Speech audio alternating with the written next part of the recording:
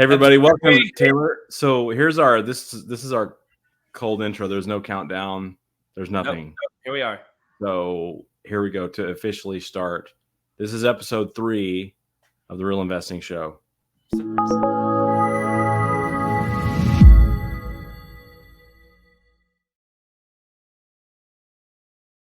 Woo!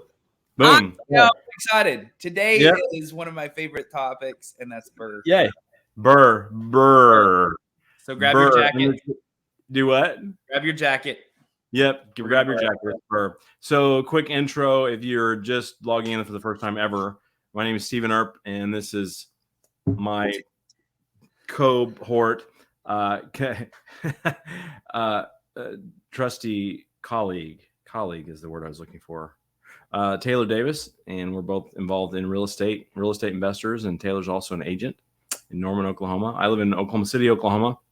And so we've been going live, recording some podcasts just to talk about investing in real estate at every level. And over time, we'll talk more about how people can get involved. We've already had a couple of people actually pull the trigger and get involved in real estate as a result of our previous 2 episodes, which is kind of cool. And also I wanted to mention this, like, if you guys are thinking, hey, I want to get involved in real estate, how do I get involved? Feel free to message me or message Taylor. Especially we have opportunities for people who are passive, who want to be passive investors. Maybe you have some money sitting somewhere, and you want to put that into real estate, and we can definitely help you do that. So anyway, any other introductory comments you want to make, Taylor? No, you can find me on Facebook, facebook.com/J Taylor Davis. So. Yeah. And right now you just reach out to us directly, So yeah, absolutely. Yep. So let's talk. So today, we've had some questions come in, but we've been talking about how people can get involved to get started. But today we want to talk about a strategy that many investors use called the BRRRR strategy. And how many R's are in that? And let's just maybe go through them one at a time. And I'll let you kind of take the lead, and I'll just kind of ask questions. Yeah, I think there are 4 R's. Okay. So you've got buy. Yep. Buy the property. Mm-hmm. Renovate the property. Mm-hmm. Rent the property out. Mm-hmm. Refinance the property. Uh-huh. And then repeat. Okay. So I guess that's star repeat. And so Stephen, have you ever heard of infinite banking strategies? Have you ever heard that term before? I've heard of it, but I don't know what it means. Okay, so if you follow people on TikTok and things like that, they'll kind of give you this idea of an infinite, a way to set it up with whole life, and there's different strategies to it. I honestly don't know a whole lot about it. I know the concept. This is kind of like that within the real estate model. Okay, and so that's why I link it to that. Is one of the biggest. One of the biggest things that holds investors back from building wealth fairly quickly is this idea that you have to accumulate the 20% down in order to buy a rental property. So you're buying a $200,000 house. Well, you've got to save $40,000 to put into that. And then it's going to sit there, right? The $40,000 is there. So now you have to wait and save up another $40,000 before you could go buy another $200,000 house. Right. With the BRRRR strategy, that's not what you work harder on finding the deal, and you put a little sweat equity in, and then you are able to bypass the 20% effectively with the refinance. Okay. So you want me to just jump into? Yeah, let's jump in. So buy. Maybe we'll talk a little bit about each one, and then I can maybe ask some follow-up questions. Also, if you guys are watching, I want to give a quick shout out to Jen Murillo, who's watching from the Philippines. Thanks for joining in, Jen. Hey, Jen. And also Veronica Seitz is watching. So thanks for jumping in, Veronica. If you're watching, let us know who you are and where you're from. And if you have questions about real estate or investing, we would be glad to tackle those if we are able. So BRRRR. So there's B and then 4 R's. BRRRR. Right. So let's talk, and then this is primarily within single family, but I guess you could do it with commercial real estate or anything really. It's just a strategy it's a financing strategy, really. It is. And so the step one, and okay, one What thing what that is the purpose? What's the purpose of it? so that you don't have to leave 20% in a deal. That's Okay. what slows people down. It's not that you have to put 20% in there, it's that you put it in there and you don't get to pull that back out. If you Okay. are able to pull that back out and then go use that same $40,000 to go buy another property, now you're able to do that process over and over and over again. Mhm, So the mhm. first step is buying. And here's the thing, across the board, you make your money when you buy. Like Mhm. that when you buy a property under value, that's when you make Mhm. your money, because your exit strategy doesn't have to be some crazy thing. You've already bought with equity in place. So Right. finding the deal, which we could spend episodes on how to find Yeah. deals. Yeah. Uh, but finding the deal is step one, and making sure that there is enough that after the renovation, there's still enough equity to be able to pull this strategy off. That's step one. So you want to buy something that's undervalued, right? And that's every investor. Right. Uh, but if you can find something that post renovation has about 20% equity, then you're going to be able to get all of your money back out of this. And I've actually been able to do this 2 different times where I actually was able to pull every dollar out that I had in it. And so then you have like now I've got a rental property that's cash flowing, and I was able to pull all of that out, but it starts with buying it right. Okay. So step one, you have to find the undervalued property. We'll go into some episodes on that on another Yeah. episode on how to do that. Good Step word. step two, renovate. So you're buying something that's, in order for you to find a deal, you're typically going to be looking at something that other people don't want, right? Mm. Like one of the best thing, and oh man, I love listening to other people and gathering other things, but one of the things that Beardy Brandon has said before Yeah. is you got to love the problem, and you got to love the fact that there's a problem, because that's our business, is Right. we solve problems. So Right. I remember there's a local in the local area, Oklahoma City area. There's a mentor I had for a while named Pat Poynton, and he told me he loved it when the house smelled like trash or even smelled like dead animals, yeah, because no one wants to buy it. And that's the smell. He was like, that, see that smell, that smell? People think it smells like trash. No, it smells like money. right. And so, yeah, We wouldn't that's it. have an industry if Right. there wasn't a problem, Right. right? And so And the problem that's is there are certain houses people don't want to buy as they are right now. exactly. Yeah. And so so you buy a property, you renovate it. Mhm. And here, I'm going to go into this real quick. You can even buy this with a bank's money. Banks will lend on rehabs and Mhm. do a rehab loan. So they'll even give you the money for the rehab. You just have to put the 20% down. And in some cases, maybe as low as 10% down Right. if there's enough equity in the house. So a lot of the times people feel like, I can't do this because I don't have the money for the rehab and a down payment. Talk to a local bank, because Mhm. local lenders, smaller banks, they do that. They do rehab loans, Mhm. and they're your best friend. So, what other financing? I'm going to ping this back to you, or like Yeah. other financing options that you've seen. So, short of, okay, so some different ways that I've bought houses in the past. When I first started, I worked. This was years ago. We bought our first house when we were 19 years old. My very first house, I bought on an owner finance. So in other Yeah. words, the lady wanted to sell it, and we were like, well, can we pay it out over 10 years? And then she just said yes, and it was super low down payment.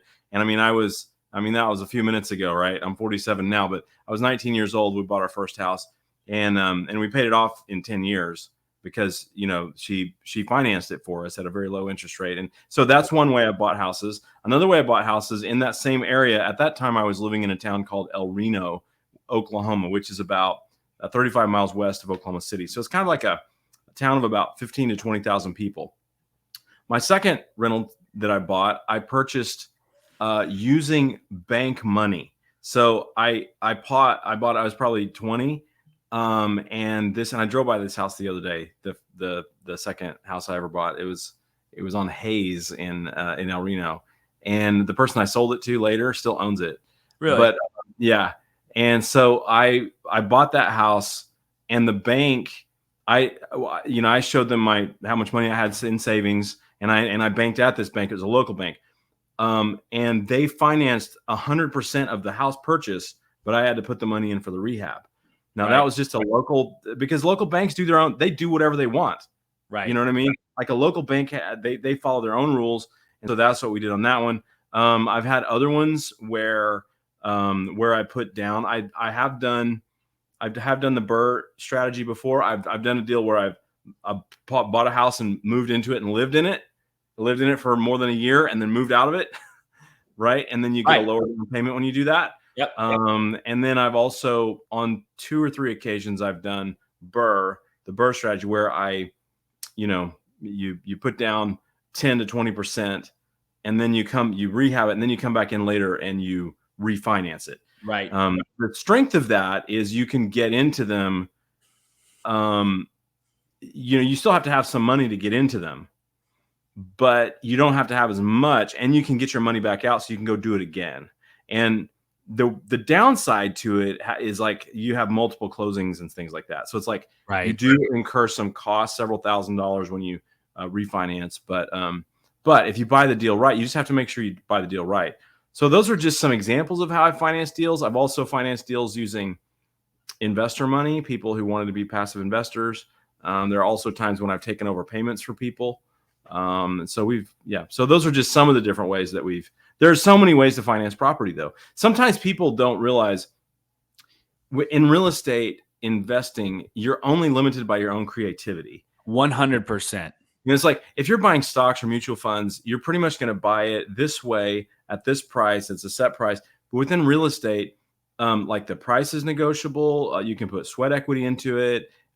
You can negotiate the terms. So sometimes I've paid more for a house, but I've convinced the owner, like, hey, why don't you carry the note for me for 10 years or 15 years or 30 years even?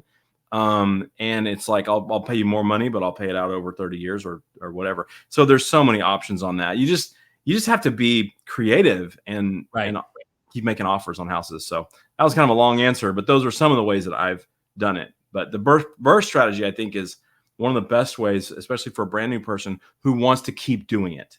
Right. Well, and yes, and isn't wanting to live in the home, because you talked about living in the home for a year. Yeah. That is a great strategy. We'll go into that another time with the house hacking stuff. But so you buy it. You're going to run your numbers when you buy it. You're going to look at, hey, what is this worth when it's completely renovated? How much is it going to cost me to renovate it? And then take 15 to 20% off of that. That's going to be your equity. And then that's what you can pay for it. So when you buy, you actually start with the end in mind and work your way backwards through all of your expenses to come to being able to get your money out. So you buy it. So you're buying it, let's say at, 65 cents on the dollar probably. And you're going to go in and put some. You mind? Let's use some real numbers. So let's say, okay. So let's say you pay $65,000 for a house that when it's done, when it's renovated and fixed, it'll be worth 100. 100. Okay. We'll use nice round numbers so it's easy for everybody to convert. Yeah. So you're gonna buy that. Let's say you're gonna buy it for 65. You're ideally, and this is like the home run BRRRR, is you're gonna get a full 20% out, like equity in it. So if I can buy this for 65, put $15,000 into it, and then it be worth $100,000, I'm moving forward. Yes. That's the deal that I'm looking for. So you buy it at that, you put your $15,000 renovation. Your goal is to make this rent ready. Now, my wife's an interior designer. She likes to make things really pretty, and that's great. And we do that sometimes. And yet it's not always the most financially savvy strategy, right? Like making things rent ready that are to what our market standards are what you're looking for. Making sure that you're in the market standard that you're hitting on your rental. So then you renovate it and you rent it out. And you're going to, in the beginning, you're going to run your numbers on, once this is renovated, how much is it going to rent for? So let's just use round numbers and say $1,000 a month is what the rental market is when you're done. Okay.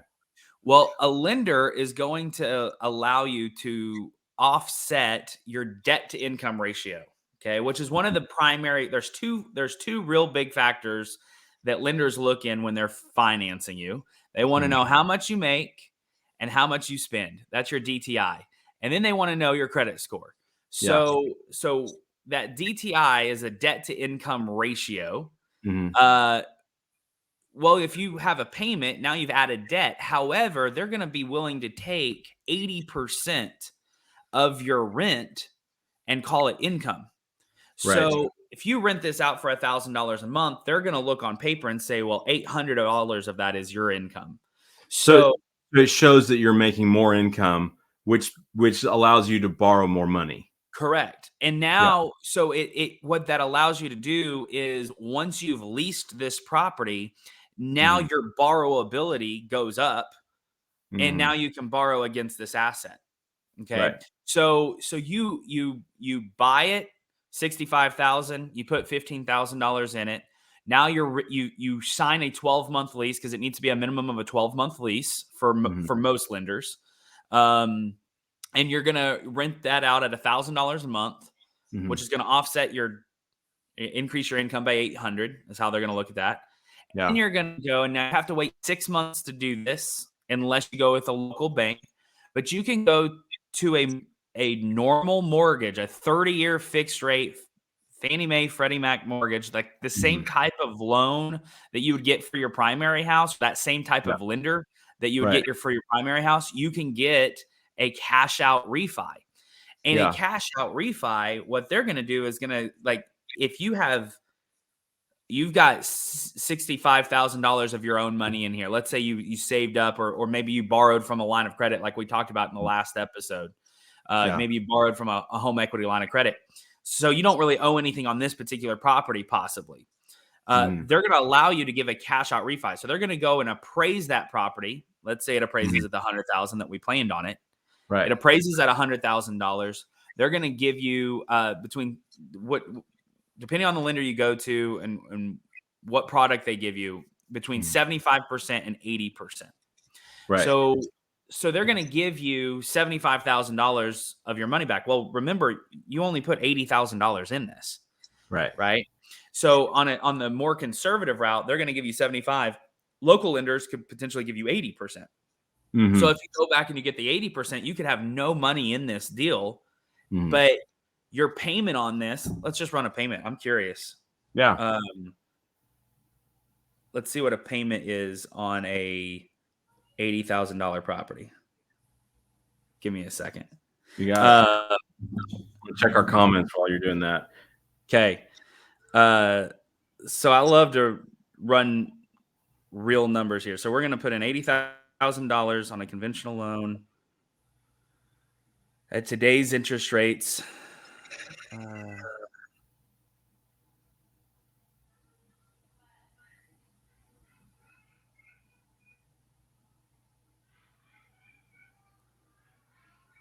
All right, so your payment's going to be about $675 roughly. That's including taxes and insurance. So your payment's going to be how much? Your payment's going to be about $685 with including PMI and everything. Okay, which actually, no, I apologize. I have something in there that I shouldn't. It's actually going to be closer to about $630. So about $630 is what your monthly payment's going to be. Okay, and you've got this rented out at $1,000 a month. Right? Yeah, so you're cash flowing about $350. Yep, minus your occupancy rate and maintenance. So you'll take a little bit for that. But you're bringing in, let's say, even after, if we factored $150 a month for that, you're cash flowing $200 a month. Yeah. You also are sitting on $20,000 in equity, right? Which you added to your net worth, right? Like it's there if you were to ever sell this property. Right. And so you still have the equity. And then on top of that, you've got the tax benefits, right? So there's all these tax benefits to owning rental property. And so you get the tax benefits, you get the equity you have, on Mhm. average, it's going to appreciate at a 4% rate. So every year you're going to add about $4,000 roughly to the value of that home. Right. So that's going to continue to go up. So you're making $4,000 in appreciation.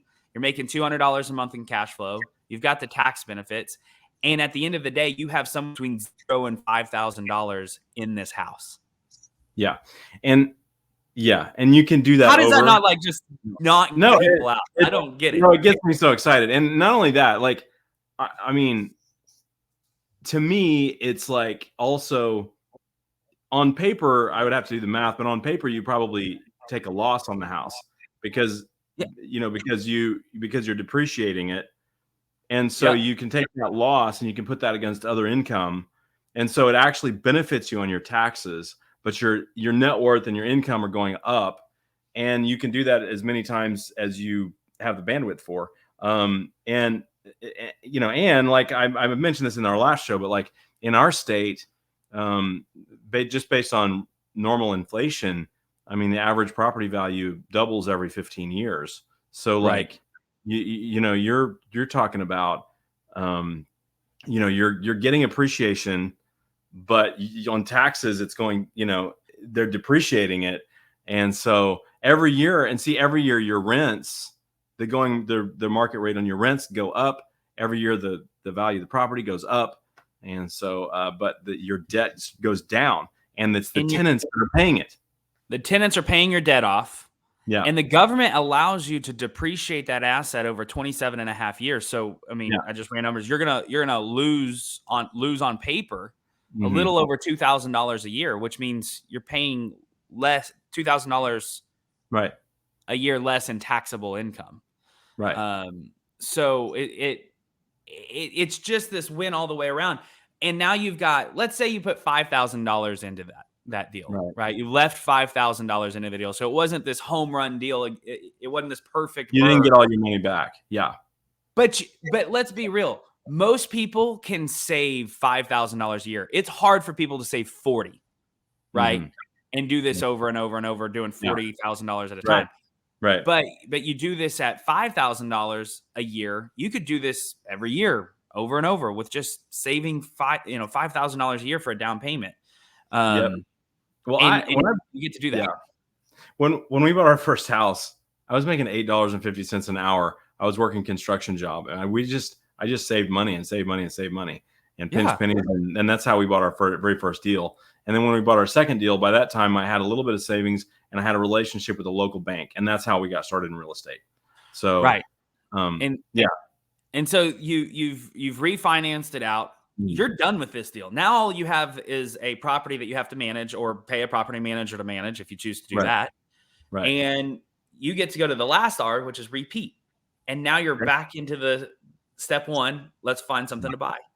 Yeah. And this is such an easy strategy that most people, even most people with a full-time career job, have the ability to do if they'll take a little bit of time and do this. And you're not always going to get a home run, but even the beautiful thing about this is even if you don't get all of your money out, you're not leaving 20% in. So it's going to be a win. Right. And yeah. So just to review, the BRRRR strategy, it's a way to invest your money in real estate and maximize your leverage, or you're maximizing your potential earning based on using the bank's money. right. So you have to buy right. So the BRRRR strategy, that's B with 4 R's. You buy the property right, you get the best deal you can, you renovate it, and you get it up to market standards, not beyond that. A lot of investors will put too much money in rental property. You want to keep it at market. I like to have mine a little above the market because this is kind of a personal discipline, or even I feel like a spiritual imperative, where it's like I want to improve the neighborhood, the quality of the neighborhood a little bit with every rental property I own. So I want it to be slightly better than the rest of them, but it can't be like twice as good because then I lose a ton of money. And so you buy right, you renovate it and get it fixed. You rent it out. You get someone in there for at least a 12-month lease. Then you go to the bank and you refinance. And when you refinance after a 6-month period of time, you have you should be able to refinance it for 80% of the value and then pull your money back out. And then you have money or you have credit available to go do another deal, and you repeat.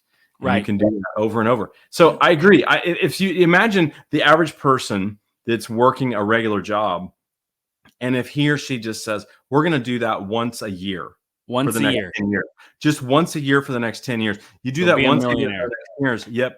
Oh yeah. In 20 years, you'll be a millionaire if you do that once a year for the next 10 years. Yeah. So and I just ran the numbers real quick because I was curious. So in this strategy, let's say I left $5,000 in there. Let's say they only gave me did a 75% cash out refi. So I left $5,000 in this deal. I'm only cash flowing. I calculated it conservatively, and I'm saying I'm gonna give $150 a month toward occupancy and maintenance. So I'm only cash flowing $200 a month, which is not much, right? But I'm even at that, because I have so little in this. I am got a 48% return on investment. Okay, help me with that. So for the money that I put in there was $5,000. Okay, that's how much money I actually have of my money in this deal is because you pulled your money out. Because I pulled my money out. You refinanced it, you got your money back. Right. So now I've got I only have $5,000 in this deal. And in the most conservative way, I'm making $2,400 a year. Now, is that sexy? Is that going to is that one piece going to change the trajectory of your family? No. $2,400. Yeah. I mean, but it's a 48% of what I put in. I'm going to be getting back to me every year. Yeah. And it's only going to continue to go up. And that's not including appreciation, which is another $4,000 a year. If I included that, I actually have over 100% of my money back in the first year. Yeah. Yeah. And a couple of comments I might make, then we'll have to wrap it up here shortly. But one is, if you do pull all of your money back out, that is an infinite return. That means you're getting a return on money you didn't even put in there. Right. If you pull all your money back out, And I did that twice. And one of those, and this is the thing that I want to share real quick. One of those was a house that was on the market, listed with an agent in the MLS. Because people talk about not being able to find deals, in the MLS. That's not true. You still can. And that was a year and a half ago that I did that. Yeah. Would that be worth a podcast episode next time? Tell people how to find deals on the MLS? 100%. Let's do that. Next week, let's talk about how to find deals on the MLS. Like undervalued property on the MLS. I mean, mostly I buy from individual owners, but I've definitely gotten some killer deals from, and actually I have a couple of good examples. I want to get into it now, but we need to wait. So we got to wait. If you're watching next episode next week, keep following us. And next episode next week, we'll talk about how to find deals on the MLS. But with that being said, we're going to need to wrap up here, I think. Any closing thoughts, Taylor? This is just, there's a lot of, if you want more information, there's a lot of information out there. Obviously reach out to us. This is one of my favorite strategies. It's my favorite strategy for the average person who's in a career and doesn't want to inconvenience themselves too much. Totally. And also, if you're sitting there and you're like, hey, I want to invest in real estate, how do I get started? Or what do I do? Or I'd like to passively invest in real estate, but I don't want to do labor and work or rehab. Hit me up or hit Taylor up, and we always have opportunities for people to sort of partner with us in deals and things like that. Absolutely. So let us know about that. Thank you guys so much for watching the Real Investing Show. Taylor, I love doing this with you, man. Bye. Catch you later.